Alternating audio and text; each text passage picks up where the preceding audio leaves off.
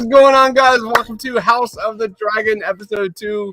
Spoiler reaction and review. Today we're going to talk about our top takeaways, impressions, everything in between of House of the Dragon. Joining me, I've got Queen Manda at AMX NDA Reviews. What's up, Manda?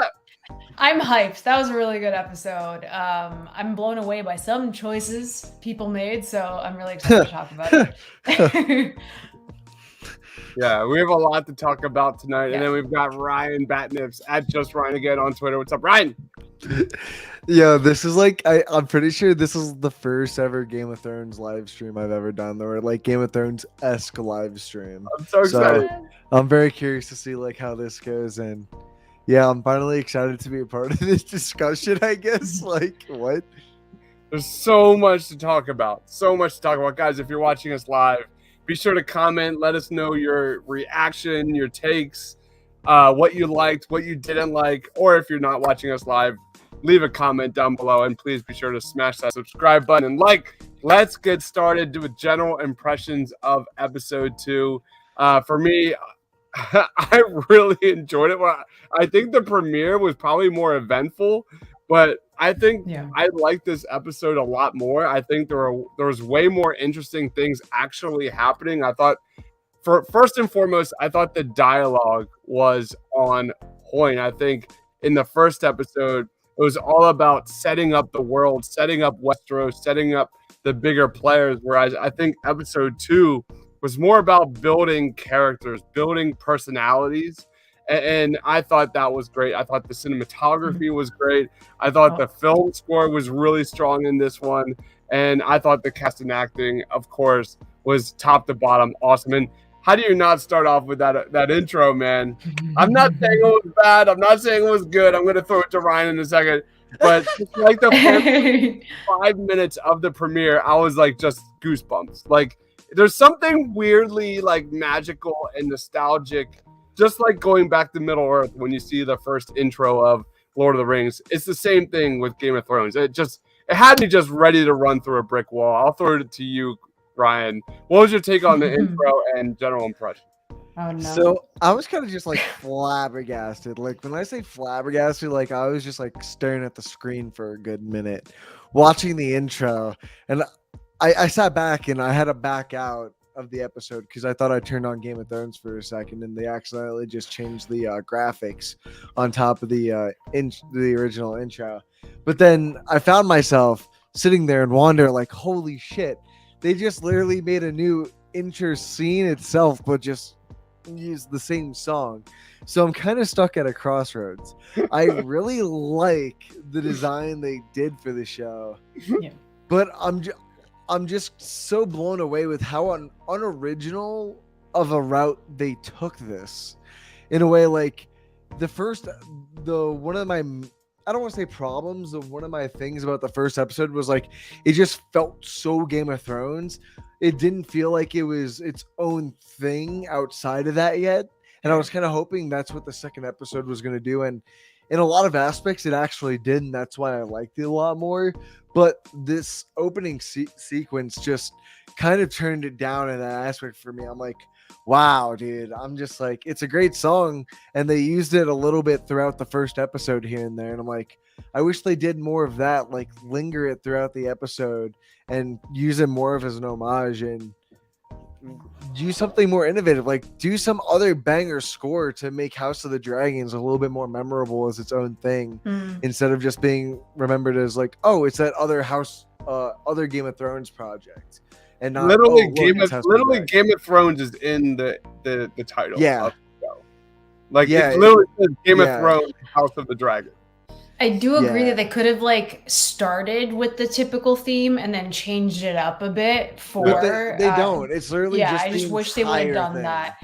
I mean, again, if it's not broke, don't fix it at the same time, because just it slaps either way. But I do think that they could have changed it a bit just to match, I guess, the energy and the tone of House of the Dragon. But the visuals were pretty great. I thought they were interesting. Obviously, ties in more to this prequel. But yeah, I mean, I was humming it again. It just gives me chills every single time I hear it. So I was happy with it. Could they have changed it to make it more original and unique, like Ryan said? 100%. That's I fine. know. Hold on. Hold on. Right. Wesley's in the Yeah. house saying I have to rewatch it. Can't wait to get home from work and watch Yeah. it. You gotta watch it. Gotta watch it. Caitlin's in the house. What's going on, Caitlin? Caitlin. Thanks for joining. I agree. For better or worse, it is what it is. I think this show is so dead set on trying to bring us back to like OG Game of Thrones. It's like Yeah, it really is. as much as we want to say like it's not inventive, it's not anything original. You know, we are talking about one of the most impactful, memorable shows of all time. So to kind of replicate that, and go into the cores and the strengths of what makes Game of Thrones so fun, I think we saw it in episode 2, man. I think we're seeing the start of that political intrigue, that amazing acting, the amazing characters development, the dynamics and everything, the backstabbing, it's all there. So that's only my take. I agree, Ryan. I think it is what it is, but I think they're so focused on forgetting season 8 and reminding us of what made Game of Thrones so special, and that was the character development and investing in these characters and never knowing what's going to happen, like what we saw with Alicent in episode 2, which we will talk about moving forward. Wesley says, I will say this before, and I'll leave it. They call it Rogue One, a Star Wars story, because but we don't get a full on Star Wars theme, so I don't get why they should have a different theme. Caitlin, go watch Game of Thrones, please. Thank you. You're such a gem. I can't criticize. I just watched it. You're such a But, gem, Caitlin. Deebs, I want to touch on that thing you just said about just strong character development. And that's the one thing I'm kind of nervous about, because going into that first episode, I had no clue what the overall structure of the story was going to look like. And I just started looking because I was more curious, because I'm like, dude, I have no clue like what is going on, because from the trailers, I'm like, there looks like they're older versions of these characters. So even if you go on IMDb, they've got 3 casted versions of Rhaenyra already, and it's only season 1. And that's the only thing that kind of off-puts me, is that we're going through one season. It's already been renewed for a second season, and they've already casted 3 versions. And the 2, they're 2 different characters, man. Yeah, you have Rhaenyra and Rhaenyra. Those are 2 different. Yeah, but Rhaenyra, the daughter, the princess, has 3 actresses playing her in 3 different stages in her life, is what I'm trying to say. I saw 2. There's a There's third a kid version. There's a isn't it? third one. There's like a version. her. Yeah, that's her. There's a kid version. There's her as like an adult, and then there's like an older version of her. I'm pretty sure. So there's 2 to 3 versions of her. I'm just worried that they're just gonna rush over the children stuff, because I think the girl they have for young Rhaenyra right now, dude, the second episode, she absolutely crushed it. The scene between her and Daemon on the bridge was just so good. And I think Matt Smith has been very hit or miss for me throughout the years, but I think he's really found his role in this show. And to kind of see them play off each other and have them both confidently play those roles, it's so refreshing to see that, because that, like I said, that's the one thing I'm worried about, is having young Rhaenyra kind of taken away super quick, because I feel like we might only see her for like another episode or 2. And I think she's so strong, and I like her a lot. I think it's going to be 5-5 split. I think we're so? going to get to like a mid-season type of ending, and then it's going to do time jump to like the next half. I think that's how they're going to do it. Still have flashbacks maybe, but I do think it would make sense if there's 10 episodes and they'll do 5-5. So I haven't read the books, and this was actually episode 2 way more self-contained than I even expected it to be. I thought we were going to go. I thought we were time jumping, and we were going to be reintroduced to new characters, more things going on with like House Velaryon and things like that, and we didn't. So you could be right, Manda. I have no idea, but I thought personally, Rhaenyra was the start and end point of episode 2. just absolutely terrific character development from Rhaenyra this week. I love her character, man. I love how just from the jump in the council, like she had a plan. She had a battle plan, and she just kind of was tossed to the side. I thought this episode just was a great episode of everyone, even King Daenerys, like just kind of looking at her and not seeing her as a true weapon among the small council. Even like she even admitted to it in that like really intimate scene where she's paying respects to her mother, and she clearly wants to speak her mind. She's on nonstop. She's biting her tongue when she could speak up to her father or speak up to the small council. And many times she does, and she's just continuously belittled. And for Rhaenyra, I just thought she was amazing. And I know for a fact that in the books, Alicent and her don't have that relationship that we have seen so far. But what a backstab, man, in this episode where we learn that her friend in this canon is now going to be her new mother. And after, just a few scenes prior to that, King Daenerys or her father was basically like, who can replace your mother? No one can. Right. In comes pretty much her best friend. Yeah. That is weird, man. And in the world of awkward Game of Thrones, that's pretty freaking weird. I mean, this episode takes the crown. The episode. It's gonna get worse. Weird, Ryan, you touched on the bridge episode or bridge scene with Daemon and Rhaenyra. Like, it's gonna get worse.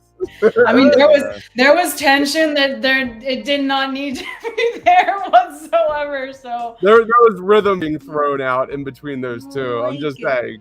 Don't make it happen, please. Wasn't it cool to go back to Dragonstone though? Like Dragonstone. I go back to like season 6 of Game of Thrones where you have Dany and Jon and everyone just sitting there. You had that giant table in the middle of that area where the windows were, and that was awesome. Again, the nostalgia of the show is great. But Amanda, what was your take on? Oh, hold on, Tyler says, look at Amanda doing a Daemon cosplay. I'm gonna wear my hair like that every Sunday on purpose now. I will say we're gonna be doing our power rankings tomorrow or Tuesday, but I will say it was Daemon here. It was like Daemon here and Rhaenyra here in episode 1. It is probably Rhaenyra here, and then Daemon down at least in episode 2. What was your take on Rhaenyra, Amanda? I just liked that she stuck to her guns. She went behind her dad's back and she's like, I'm gonna get this shit done because there's gonna be no bloodshed on my watch. No good. She's so powerful with her words. And I think that's what made me love her even more now. She was just like so composed and diplomatic. And she's like, we're going to talk this out. You're going to give me back my brother's egg and no one's going to die. But the fact that like he just looked at her in that moment, he does care for her and loves her in a different way, unfortunately. So I think that's why he kind of just like, yeah, sure, take the egg. It's all fine. But that was a really, really good scene for her. I think she's going to have a great character arc. They're really setting her up extremely well. And Millie Alcock just continues to surprise me. This is like episode 2 and she's killing it. She's killing it. The emotional range is just so, so good. And she can really just bring the fire without like overacting. Pun intended. But like, and she's not overacting, which I can appreciate because sometimes they do that and then it's not believable, but she's so grounded in her performance and it's natural that I can like buy it in 2 seconds.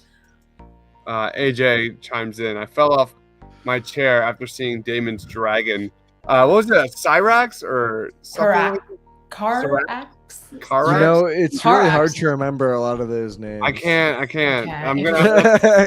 That's gonna take some time. But I thought, like, in the back of my head, like, again, I don't know the canon here. I don't know the stories here. I know it's already pre-written, but I feel like just like Game of Thrones, like this is setting up to be a tragedy because, like, when I look at Rhaenyra like she clearly wants to break the wheel. She clearly wants to break that cycle of, women should be able to speak their minds. Women should be able to be major players at the council. All that kind of stuff. And Yeah, that's the way we know history goes, I feel like it's not going to go well. I don't know. That's just my quick prediction there. I'm going ahead. But what about you, Ryan? What would you take? If anything, season 8 has taught us don't trust Daenerys Targaryen.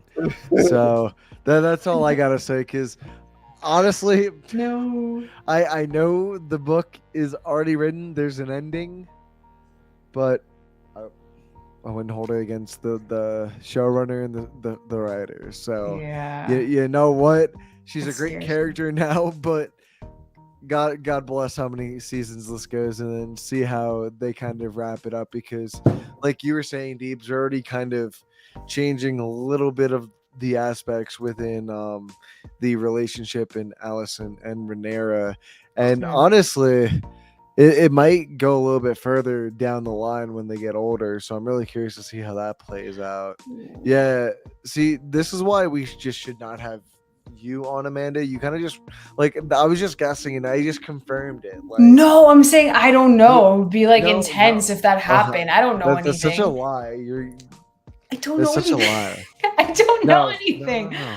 I think, yeah, no, it's great. I love it. Okay, so we saw again moving forward, like another big play in this show was Corlys and House Valerian teaming up with Team Daemon. At the back last 10 minutes of this episode, Corlys is pissed off that Daenerys picked Allison, House Hightower to team up with rather than Team Valerian. And what was your take on that, Amanda? I'm not surprised. I think that if he just wanted to piss off Viserys, he wants to piss off the king.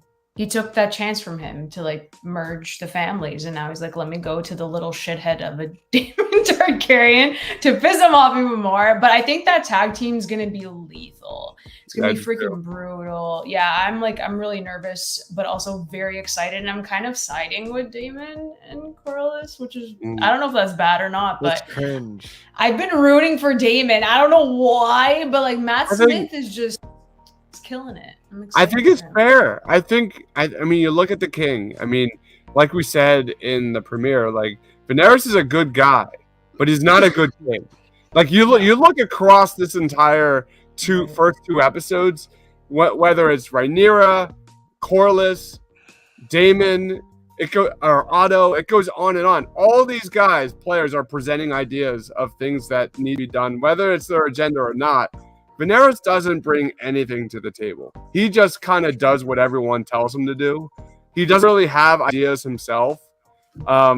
He's not a good king. And like you said, Manda, like Daemon is that guy. Daemon is that, like we saw in episode 1 with the City Watch. Like if he's gonna do something, he's gonna fucking do it. And yeah. It resulted in cock and balls being thrown on the table, but it is what it is. Like he's gonna get the job done. And then we saw Rhaenyra, kind of the same ilk. Like Rhaenyra was sick and tired of being told what she can't do. What does she do? She literally gets the job done without permission from her father. And I think maybe episode 2 or episode 1 as well is kind of building those similarities between Daemon and Rhaenyra. Yeah, it makes sense, the pairing. Unfortunately, it's weird, but it makes sense. They're kind of the same. They're kind of the same. Yeah. It's understandable too. He doesn't want his people to die, and the king is like, everything will be good, bro. It's true. Like, let's calm down. I mean, it's kind of clear that Daemon's just gonna turn on Corlys at some point. I mean, possibly, possibly it's pretty much a given the way he spoke to him. Like you can I can speak about my brother that way, but you can't. Yeah. And this is like Lord Corlys of Valeria, like the high. And this guy is speaking to him like this. So I'm just like, When do you think he's Damon's dying? a bad bitch. I mean, Corlys? Corlys? by the end of the season. Or, Oh, legit. yeah, I need an think- episode, Ryan. Predict the episode. So I Put money on it. We'll No, start doing that. because the one thing I'm confused about is how there's some point within the next episode or two, Daemon is gonna drink something from like the fountain of fucking youth, because you can even tell from the trailers he's talking to grown-up Rhaenyra, but he still looks the same as he does now when she was young. Oh, come on.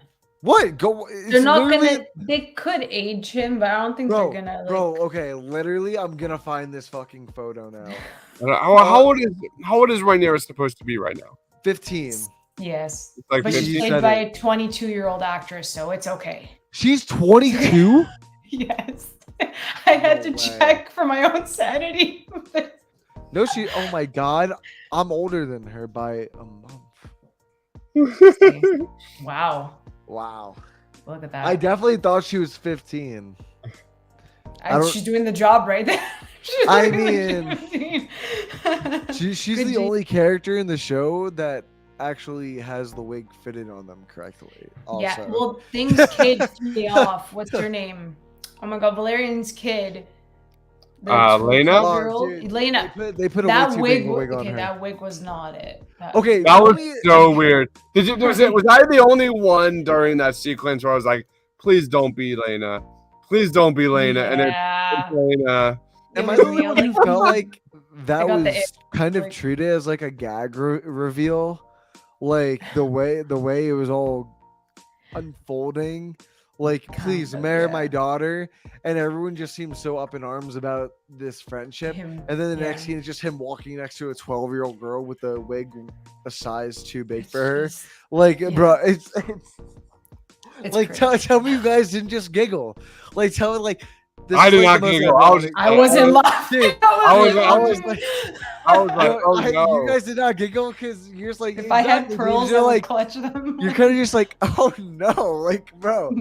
They're Well, like, you gotta they're also think like this is a time when incest it's a thing, man. Like Yeah. like And the when you age look gap, at like that age gap is not as crazy as it seems, and at that time, it's so terrible. it is That's what why it it's is. hard to watch this stuff. You know, sometimes you when know, they're- it's Game of Thrones when they have you rooting for him to fucking marry the 16-year-old instead of the 12-year-old. Well, now, here's my question to you guys. That's all I gotta So, say. That's what you It's watch so Game of bad.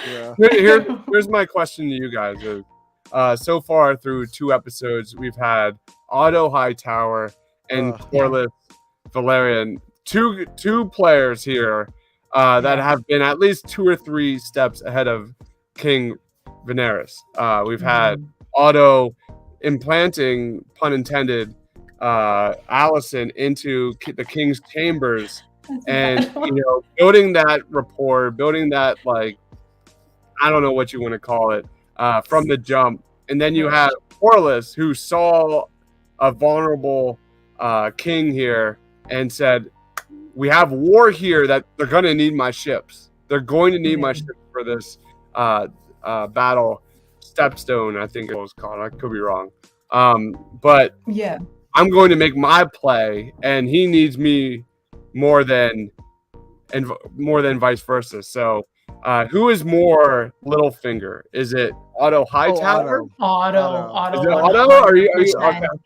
No, it's Otto. I feel like Corlys Corlys is is dead by the more. end of the season. I feel like he's more like Tyrion in that case because he knows the politics and what to play. Like that's how I felt like this episode. So yeah, Otto's definitely Littlefinger, 100% Littlefinger. Yeah, Ryan. All right, so everyone thinks.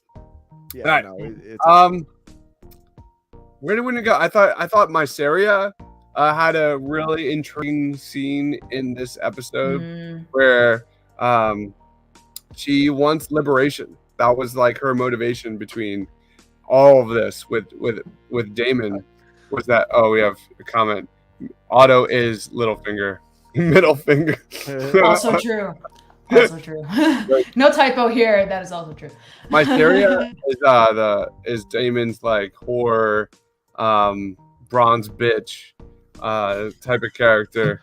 Bro, So it's literally Tyrion's whore. Bro, it's literally the same Yeah, character. it actually is. It's true now. That you Like said it. down to a T. That's Just true. without the introduction. Yeah. She's just introduced halfway through Tyrion's relationship that's fair. before it's revealed that she's just fucking Tywin Lannister 2.0 again behind the scenes.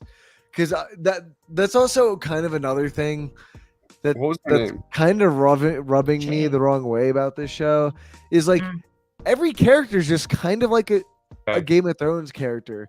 Viserys is literally a nicer King Baratheon. He's literally almost got the same exact name as a character from the Game of Thrones. Twice. Viserys, like it's very easy to get those confused to a point where, okay, which character are you actually talking about? But it's got the personality of another character from season 1.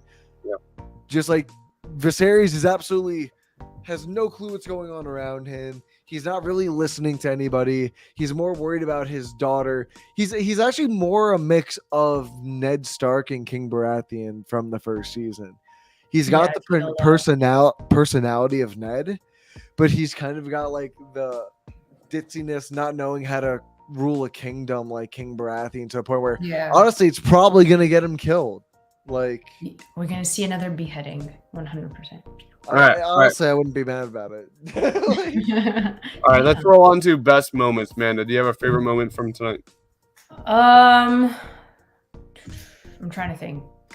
I honestly, that bridge scene was good. I think that's like the highlight for me in this episode was the bridge scene with Rhaenyra and Daemon. I thought that was really powerful. Even the dragons going, on either side, and you see that, and her flying in was really sick, like through the clouds. I love that scene. But yeah, the bridge was really powerful because again, like men are easy, like let's go into battle, let's fight. They pull out their swords, like let's go, and then she's like, no, we're gonna talk, and like just brings it down to a level where like people understand each other and understand the circumstance without getting violent. So I think that it was a really important scene for women and female representation in this realm, to be honest. Yeah. Question: Do you think Rhaenyra knew that Daemon had affection for her? Like Yeah. she knew. Do you think she clearly stepped right in front of him and basically challenged him? It's like there was definitely a little vibe, at least on my end, that she knew that he Yeah. cared for me maybe a little bit more than family, and was going to be like, Oh, yeah, he's not killing me. So damn, really? There's like you see the eyes and like yeah. it's there's there. definitely some vibes. There's definitely some Yeah. vibes that there's definitely something there. What about you, Ryan? What was your favorite moment? Since Amanda has said the bridge scene, Sorry. I'm just gonna talk about a collective moment. You can't, I'm it's- sorry. Shut up! Stop, please. You're interrupting me. I just think one of the strongest moments that are collectively together that you can say that really build the characters in this very well is the conversation in the beginning between Viserys and Alicent about trying to how to talk to Rhaenyra after her mother's died, because I'm assuming the second episode seems to take place like 6 months later. Yeah, He said it hasn't even been half a year, or it's almost been half a year. Yeah. So it's been around a few months since the first episode. And just seeing that Viserys is going to Alicent more than just what, not Otto. Yeah, Otto, fuck me. What Otto is kind of just sending her there for. You can see that she's becoming more trustful of Viserys, and they're kind of having that bond. And I think Yeah. the ending of the episode where he declared his marriage to her is gonna kind of fumble that a little bit, but I really like the full circle moment of it coming together at the end with Viserys' conversation with Rhaenyra and Yeah. him kind of pulling that Ned Stark and letting the king side down and letting the father side come up and saying like, yeah, I just didn't know. I didn't know how to talk to you. I didn't know how to be there as a father for you because I've messed up so much. And you're my only heir, yeah. and you'll always be my heir of choice. A good scene. And like that's the moments that I think really build within this show. And like I said, that's the best character moment or moments collective together, because I think it just works so well between the three of them, and just seeing honestly, I guess you can kind of call that a love triangle at this point. Like that little love triangle between Rhaenyra, her dad. That's Game of Thrones for you, people. That's Game of Thrones for you. But yeah, outside of like true tension, I just think it's a beautiful family bonding moment that you really don't get too often of in the Game of Thrones universe. Yeah, I'm gonna. Yeah, those are all my favorite moments too, Ryan. And I'll just throw in the moment with Rhaenyra and Alicent when she's lighting the candle and she's clearly not religious, but she's so full on in that grief stage, just mourning her mother still. And she just breaks down, wishing her father would see her as, an adult and see her as not just a kid anymore and someone who has thoughts and opinions and reason and logic and all that kind of stuff. I love that moment so much. That was one of the moments that I think, among many reasons, why I think Rhaenyra was the best moment of this entire episode. And everything you just read was awesome, leading up until the dialogue with her father when there will never be another mother, or there will never be another person to replace your mother until Alicent comes into play. So weird. I do want to say the one thing I do want to give House of the Dragon so far is just because Rhaenyra is so much like Daenerys, like even just saying their names, it's kind of hard to just like differentiate them. It's interesting just to look at how they're kind of evolving both those characters, and I think they're just building up Rhaenyra as a much stronger female character than they did for Daenerys in that first season. I think it took them a few seasons to find their footing with Daenerys, but I really think they learned certain things from her storyline. Hopefully season 8 things too, guys, if you're watching this. But I think they've taken some notes, and they really focused on this Rhaenyra's character and making her strong, push forward and showing that women can rule kingdoms. And I really hope they don't pull a Daenerys on her. I don't think so. Honestly, I don't think so, but I hope not.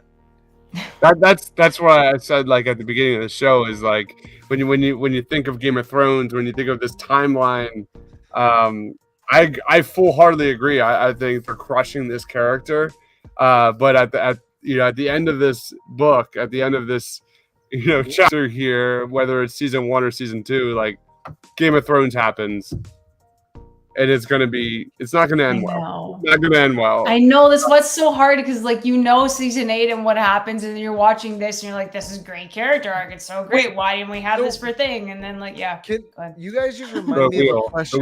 Sorry, this is a very important question right here. This is one that deeply needs to be answered, that I had after the first episode that I forgot about until you just just sparked it back in my head. You're welcome. So in the very first episode, they mentioned about the White Walkers coming and killing everybody.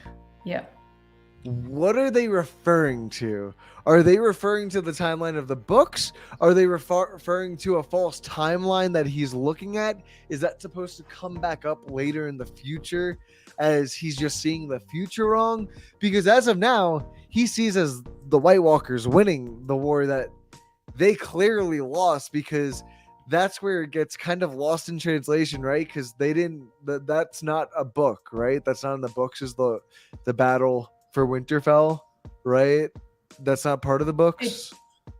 It is, but in other books, I believe, not the one obviously that has yet to be written. Like, they didn't fabricate that. There is a battle with the White Walkers that's presented in another book, I think. No, but that's my point, is they haven't actually described the fight and actually detailed the events going out of it.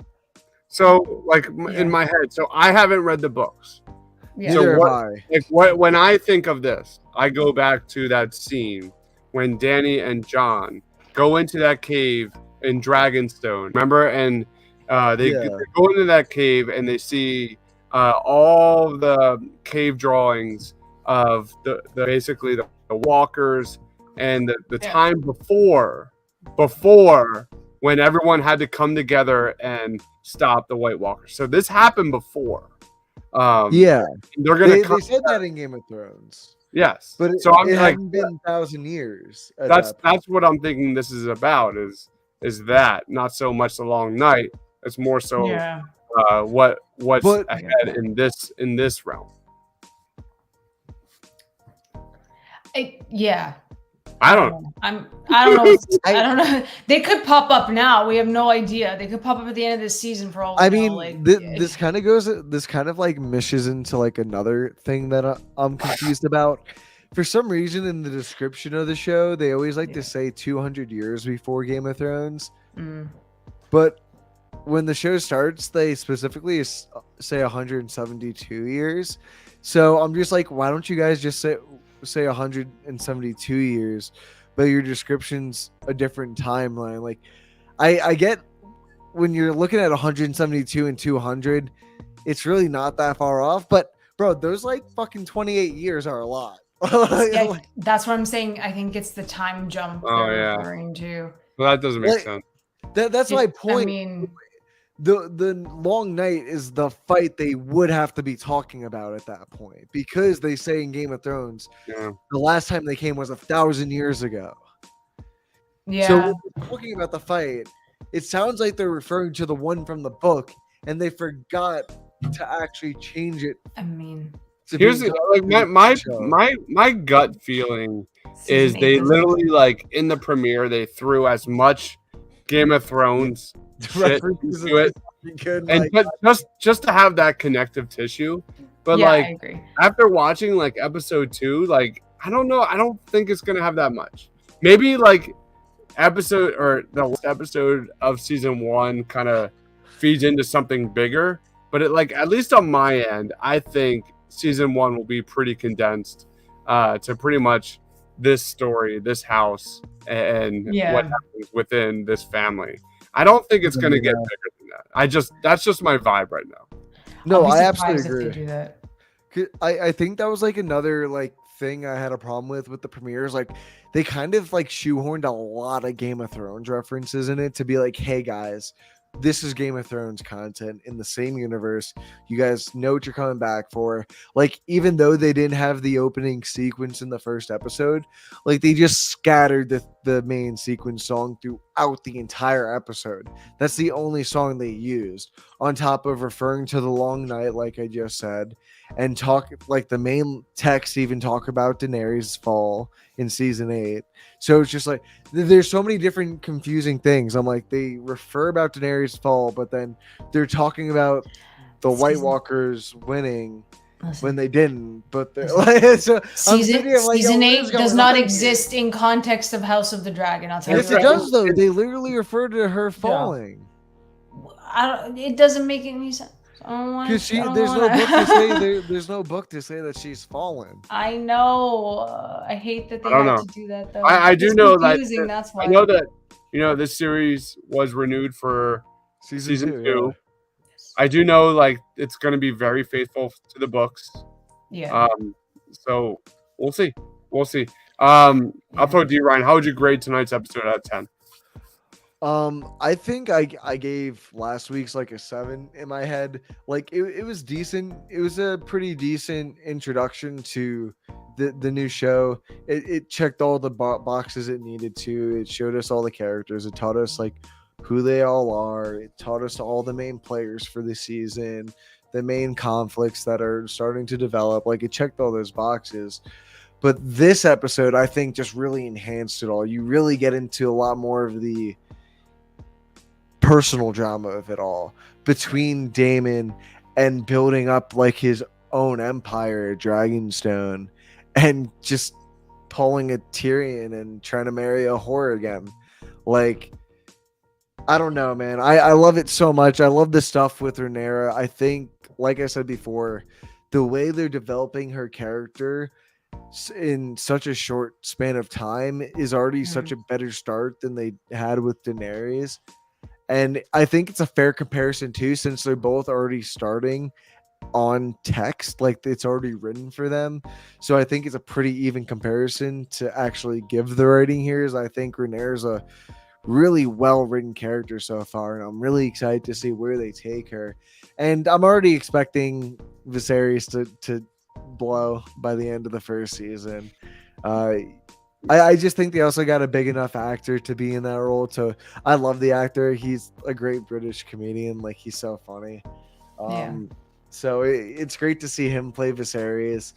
But yeah, just all the personal drama, especially with Otto Hightower with his daughter, like trying to sell her to the king. I'm sure, like he by the way, he was like not even shocked that he said his daughter. He's like, oh wow. He's like, he was just like,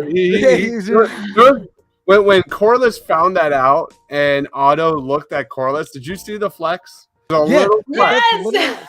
No, that's literally all it was. Is he was like, choosing who's gonna backstab him, either Corlys or Otto, and it's gonna be Otto. The wrong person. Yeah, at least he can like fuck with Corlys. But like Otto, I feel is like on a different. He's a different breed, and I'm really interested to see. Like, dude, I think Rice Ifans is fucking insane. I love him. I think perfect casting right there. Yeah. No, anyway, to my score, I'm gonna give this episode a 9 out of 10. Ooh. I feel like everything points to Otto being the main villain. Maybe not season 1, but definitely season 2 at some point. I just hope if they make him the Littlefinger-esque villain of the show.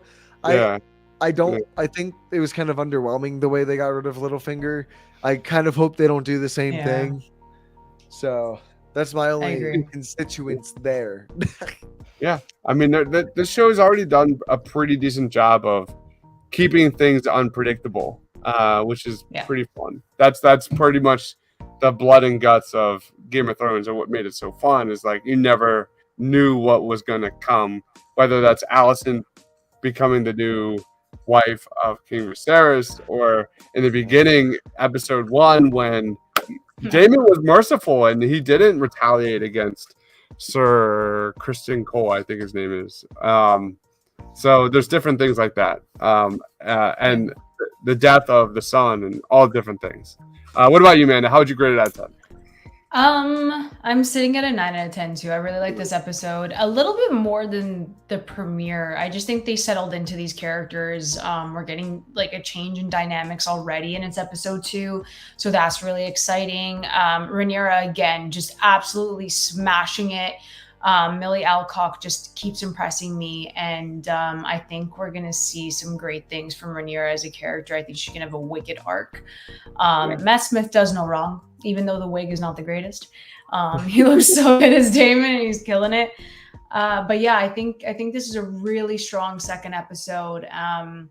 And I'm excited to see where it goes. Like you said, it's unpredictable, and you try to stay away from spoilers and like the books, and like you don't want to know anything for this because you're going in blind, right? You don't want to start like researching and doing that stuff. Like I don't want that, because then it takes away from the weekly episodes and like your excitement for it. So I'm happy that we can all find out together and then do this every week. So yeah, like 9 out of 10 for me for the second episode.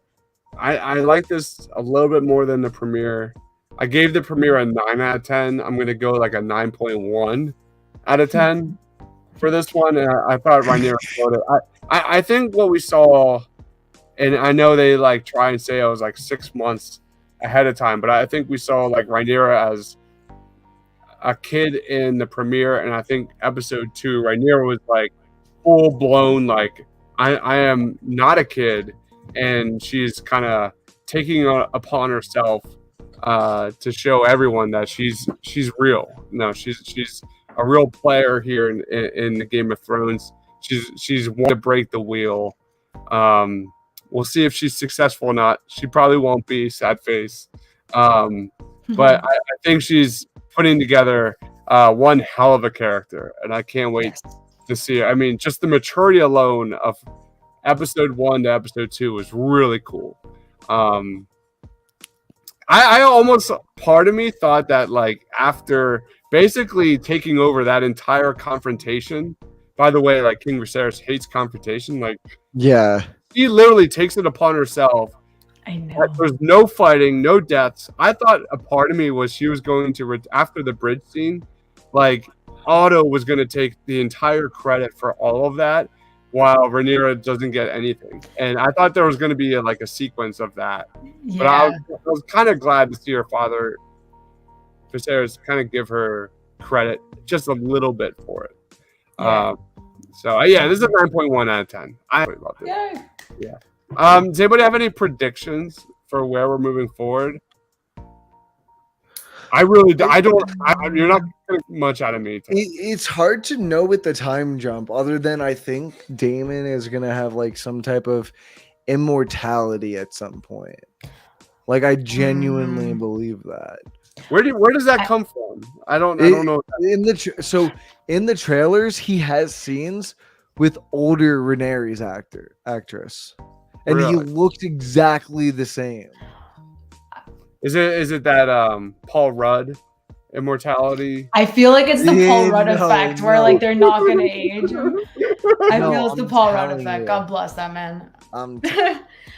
We'll I see. think we're gonna We'll see. have. I think we're gonna have a wedding soon. Times obviously something's gonna happen at that Gonna be the wedding. blue with wedding. Corlys. Literally, it's gonna be the blue wedding. Something's gonna happen, or someone's gonna kill Daemon's girl. Basically, it's either gonna be that simultaneously, like during the wedding. Something could happen like that. But yeah, obviously a wedding. Maybe not next episode. It could be next episode because they gotta fast track this. So yeah, I gotta Wedding. fast track this. I don't know too. when. I don't know when the time jumps are going to happen. I have no idea. Like That's the issue. I thought for sure in my head that it would be going like not necessarily episode to episode, but at least going from like from here to there and back and forward and back and Like, forward. yeah, like flashbacks and stuff. Maybe it yeah. doesn't. Maybe it's more of a progression of a I think story. so. At least Yeah. I don't know if it's something I read, but I thought for sure like they would like tell something that happened in the future and kind of Yeah. go back and then explain what happened or something along those lines. But maybe it doesn't. You- Maybe You know when I the don't know. time jump could happen when Daemon and possibly like Rhaenyra's relationship gets to like a certain stage, and so to not make it like that gross, they could do a time jump because it'd be like it could. I don't know. Again, like I have no idea how that relationship's gonna flourish, but like if it gets to a certain point, that's the time jump because it'd be very, very uncomfortable to kind of watch that. But anyways, I think that's a really that's good bet. That's a really good bet. yeah. I like that. I'm All gonna right, clip this and come back to it and be like, man, it was right. And they should pay me. Yeah, I don't really have any predictions. Yeah. Game of Thrones is one of those shows you just kind of want to go for the ride.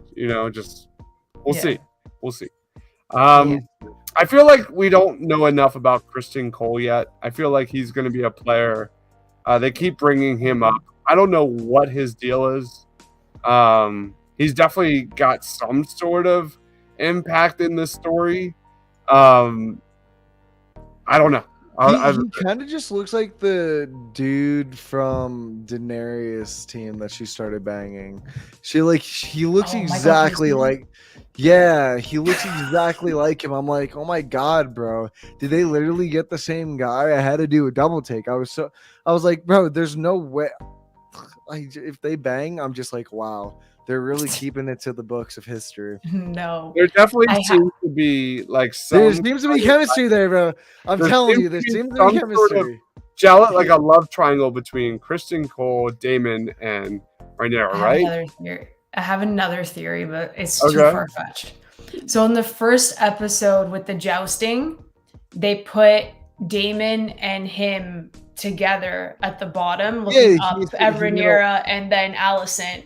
So I think that's a pairing, and they're kind of foreshadowing that. So hypothetically, that dude could maybe be the one to kill Viserys for Alicent type of situation.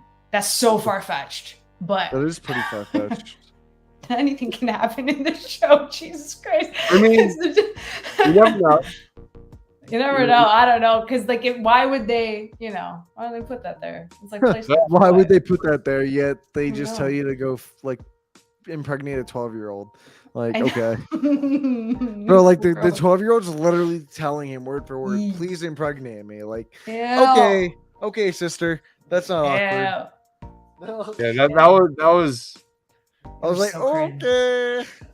I'm so yeah. That was borderline uncomfortable as right. No, it wasn't the borderline. It pregnancy wasn't scene in the comfortable. episode 1. That was It's not good. Yeah. All right, Amanda. Anything you want to plug, and we'll wrap it up. We have, what do we have? We just finished our championship draft. Our MCU Moments draft. We just wrapped it. So that's good. Film Opinionitis won, which is very shocking. It's very shocking. I don't know how. I can't wait to destroy that guy in round 1. I need to be in the championship. It's not gonna happen, man. I'm so pissed. But yeah, we have that. You should have won the last draft. You should have won. I should have. It was rigged. I don't know what Aaron did, but it was rigged. Like you said, tomorrow or Tuesday we have a power ranking, and then Thursday we have She-Hulk again, and then we have the Rings of Power this week too. So that's gonna be a sick 2-episode premiere Thursday night. I don't know if we're gonna cover it Thursday or Friday. No, I thought it was Friday comes out. 2-episode premiere Thursday, 9 p.m. Eastern Prime Video. Yeah. So that we have that. Me, I have TIFF coming up, so keep it locked on CandidXcinema.com. Sorry, no one knows what TIFF is here. TIFF, the Toronto International Film Festival. I'm prepping for that, so that's pretty much all I'm doing. But yeah. Ryan, you want to plug? I mean, yeah, I'm dropping the episode for our prayer review this week. I'm probably gonna drop it Wednesday just to fill the void, since we're actually pretty stacked this week. We've got a lot going on. Now, especially we got House of the Dragon starting our fucking weekdays every week for the next few weeks on a Sunday. That's guaranteed for another 8 more weeks. So, and we got She-Hulk pretty much just co-aligning with that. And then now we've got Lord of the Rings. Once Lord of the Ring ends, we've got Andor. I mean, it's kind of just like all back to back. So Plus it's movies. Yeah, on top of the movies, like we got Black Panther, we got Black Adam, a lot of characters with black in their name. It's seasonal depression season, baby. Let's get it. But that's besides the point. Yeah, shit, we got a lot going on. That's all I got. That's all I got. A lot. Like, it's amazing. Like, on top of the draft too. And Cobra Kai. Yeah, we have a draft. Yeah, on top of the draft, you and hopefully, guys, you can tell it's like late on a Sunday when we have no idea what we're literally just like trying to make the schedule with you guys here. The greatest sports movie characters draft will be in September. That'll be a lot of fun. But yeah, the House of the Dragon and Rings of Power is gonna own me for a long time. Those are the 2 shows that are gonna just destroy me for the next month or two. And that's like, you know how much I'm excited for Andor. You know how much I'm excited for like Cobra Kai. Like those 2 shows. Cobra Kai, yeah. It's crazy. I don't know how we're gonna fit it all in. I don't know. You guys got this. We're not. Manifesting. Yeah, I mean, Lord of the Rings and Game of Thrones, man. Those are my babies. So those are the big knockers. Yeah, it's gonna be a lot of fun covering those shows. We'll have to figure something out with Andor. We'll probably do exactly what we're doing, but shorter, sweeter episodes, I think. Although I'm really excited for Andor, I think it's going to be really good. So anyway, thank you everyone for watching. We're closing shop here. Thank you to everyone who commented. Tyler, of course, as always. Caitlin, thank you. Wesley, and Luke for stopping in tonight. We'll be back every single Sunday night breaking down our reactions to House of the Dragon, and then our power rankings of the top characters will definitely be changing this week. I think Corliss is going up. I think Rhaenyra is going up. I think probably Viserys is even going further down. But that'll be either Monday or Tuesday. We'll see. I got to talk to Christian, and we got to talk to what you guys are available to do. But thank you everyone for watching. Please be sure to smash that like button, hit the subscribe button. Love everything Game of Thrones and House of the Dragon. So much content coming. Check us out on Twitter at the Suit Up Geeks, on Instagram as well. Follow Amanda on Twitter at AMXNDA Reviews and Candid Cinema as well. And Batnips down there at Just Ryan again on Twitter. For myself, for Ryan, for Amanda, stay awesome, everyone.